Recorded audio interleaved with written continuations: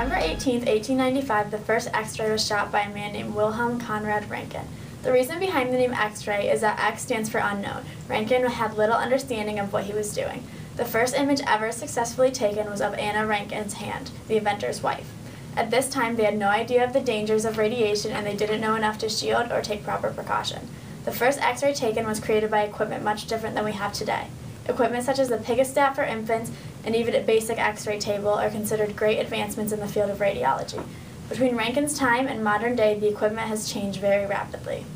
In the last 2 decades, X-ray technology has undergone profound changes. Introduction of digital technologies has led to considerable changes in basic X-ray equipment. Such conventional X-ray equipment, such as emitters, power sources, stands, screens, film, etc., were either replaced or supplemented with digital detectors, automated computer-assisted working places, and information networks with digital databases. The capabilities of modern software are now widely used. As a consequence, a number of concepts of conventional Röntgenology, which remain valid when applied to film technology, should be revised and adapted to the modern-day digital X-ray technology. MRI is based on a physics phenomenon discovered in 1930s called nuclear magnetic resonance. The first successful nuclear magnetic resonance experiment was made in 1946 independently by 2 scientists in the United States. The experiment consisted of the testing of magnetic fields and radio waves, which had caused the atoms to give off tiny radio signals. MRI creates a strong magnetic field, and the small biological magnets in the human body consisting of protons located in the nucleus of the hydrogen atom are magnetized. An MRI image is not a photograph. It is actually a computerized map or image of radio signals emitted by the human body.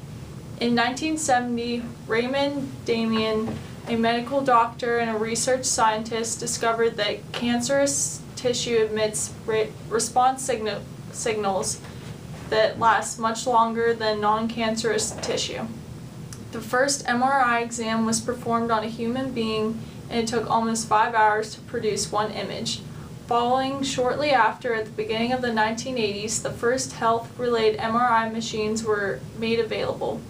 MRI has a few particular advantages, such as its use of non-ionizing radiation, high soft tissue resolution, and discrimination in any imaging plane.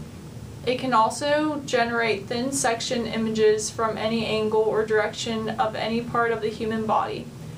The Tesla unit is used to determine the strength of the MRI machine's magnet field. The stronger the magnet field, the better quality images are produced.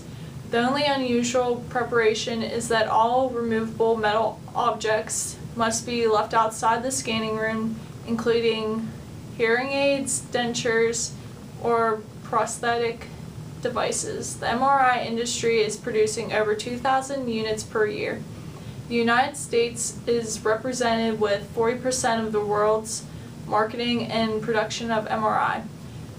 The advent of MRI technology has resulted in considerable medical advances because doctors have been able to arrive at more precise diagnoses and provide more focused disease management in many therapeutic areas, including orthopedics, oncology, and neurology. The imaging field is constantly advancing, and radiologists may soon have the option to switch from traditional MRI machines to those that offer greater field What is strength. a CT scan? A CT scan, or computerized tomography, combines a series of X-ray views taken from many different angles and computer processing to create cross-sectional images of the bones and soft tissues inside of your body. CT scans are particularly well suited to quickly examine people who may have internal injuries from car accidents or other kinds of trauma. A CT scan can be used to visualize nearly all parts of the body. How does it work? During the test, you will lie on a table that is attached to the CT scanner, which is a large donut-shaped machine.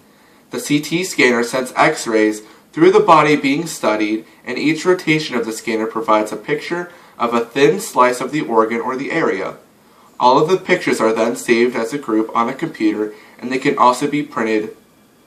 In some cases, a dye called contrast material may be used. It may be put in a vein through IV in the arm, or it may be placed into other parts of the body, such as joints, to see the areas better. And for some types of CT scans, you actually drink the dye, because the dye makes the structures in the organs easier to see on the CT pictures.